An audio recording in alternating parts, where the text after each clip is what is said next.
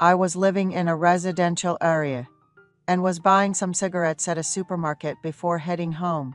Then a young lady walked in to buy something.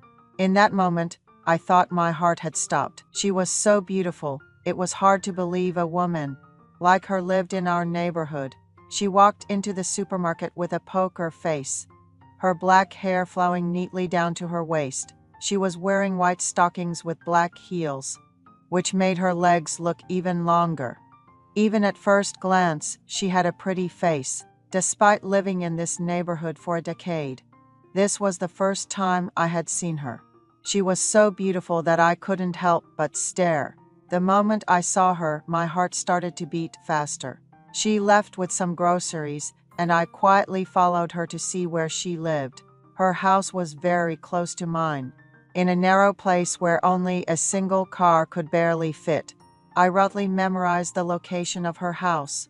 From that day on, I waited for her every evening at the supermarket. I waited for her every day, buying this and that, but it was in vain.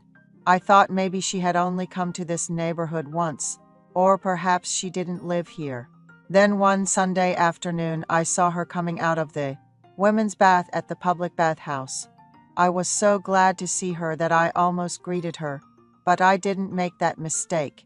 She was beautiful with her bare face, white and smooth skin. However, there was a little girl next to her. The girl asked, "Mom, can I sleep at Grandma's house tonight?" Here is the continuation of your story translated into English. I told her that I worked in the president's office. When she said she had never seen me at work, she approached me, asking incredulously if I really was the president. I asked if she lived in the neighborhood, and I said that I lived just around the corner. She invited me to come in and have a cup of coffee. She lived in an 18-pyong, approximately 60 square meters, townhouse with her daughter. There were men's shoes in the entrance. She told me she was separated from her husband, but I felt that was a defensive statement. People without a husband letting others know of the existence of a husband. She looked so beautiful drinking coffee with her feet neatly together. I took her photo off her resume and kept it in my wallet, hoping to get closer to her. A month passed, and during that time, I had coffee at her house twice and had dinner with her and her daughter. I didn't realize that living close could be such a big advantage. We started to exchange light jokes. Her daughter would come to my house to play on Sundays. I read a lot of books when I was young, and I utilized that to tell her old stories, which she loved. On Mondays when I met her, she would say, "Mr. President, please do the dishes right away." Her daughter had told her mother about my living situation. I told her that I worked in the president's office. When she said she had never seen me at work, she approached me, asking incredulously if I really was the president. I asked if she lived in the neighborhood, and I said that I lived just around the corner. She invited me to come in and have a cup of coffee. She lived in approximately 60 square meters townhouse with her daughter. There were men's shoes in the entrance. She told me she was separated from her husband, but I felt that was a defensive statement. People without a husband letting others know of the existence of a husband. She looked so beautiful drinking coffee with her feet neatly together. I took her photo off her resume and kept it in my wallet, hoping to get closer to her. A month passed, and during that time, I had coffee at her house twice and had dinner with her and her daughter. I didn't realize that living close could be such a big advantage. We started to exchange light jokes. Her daughter would come to my house to play on Sundays. I read a lot of books when I was young, and I utilized that to tell her old stories, which she loved. On Mondays when I met her, she would say, "Mr. President, please do the dishes right away." Her daughter had told her mother about my living situation. The biggest workshop of our company was held. Over 100 employees and executives stayed at a resort in Secretsunveiled for 2 nights and 3 days. She also came, but not long after the event started. She got a call that her child had a high fever. All the other employees had come by bus, and I was the only one who had brought a car. I drove her home worried.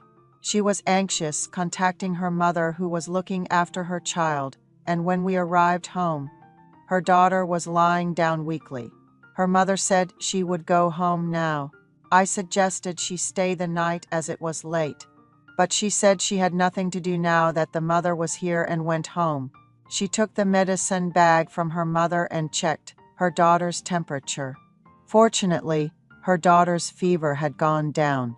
She seemed very flustered. I asked for the thinnest towel and cooled her daughter's forehead with lukewarm water. She asked me to look after her daughter for a moment, and I reassured her and put her daughter to bed in the master bedroom. When I came out to the living room, thinking her fever had gone down a bit, she had prepared some drinks. She thanked me for driving her home and suggested I get some rest, saying I must be tired from all the driving. I thought to myself, what in the world? But I politely agreed. She thanked me for caring for her daughter and for not being able to attend the workshop because of her.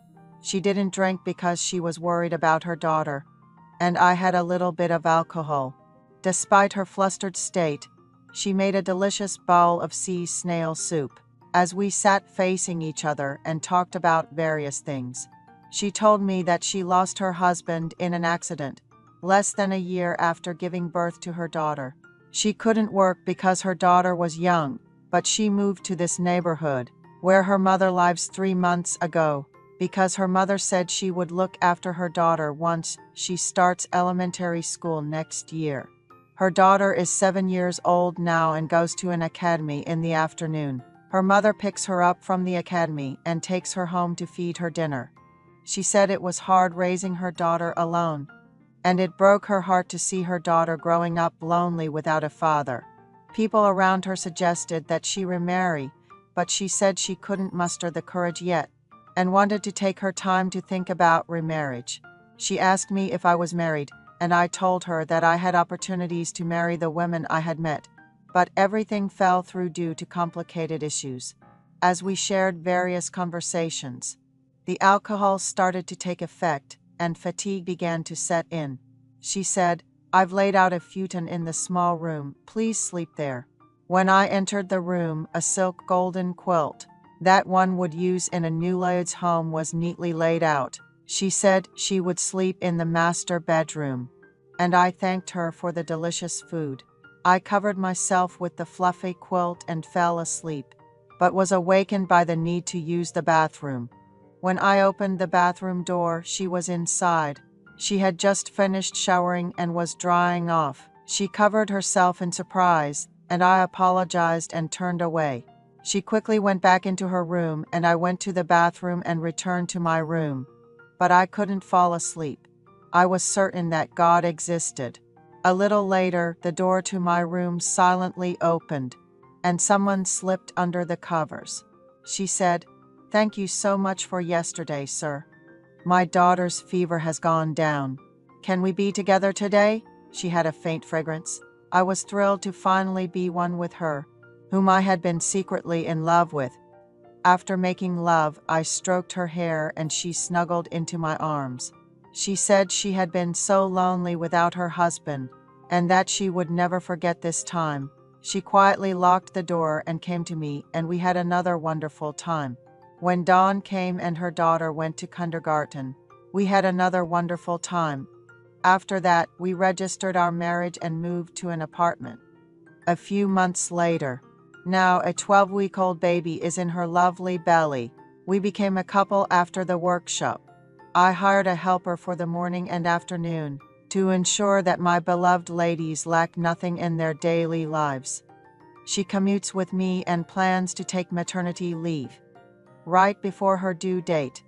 My daughter is growing up very smart.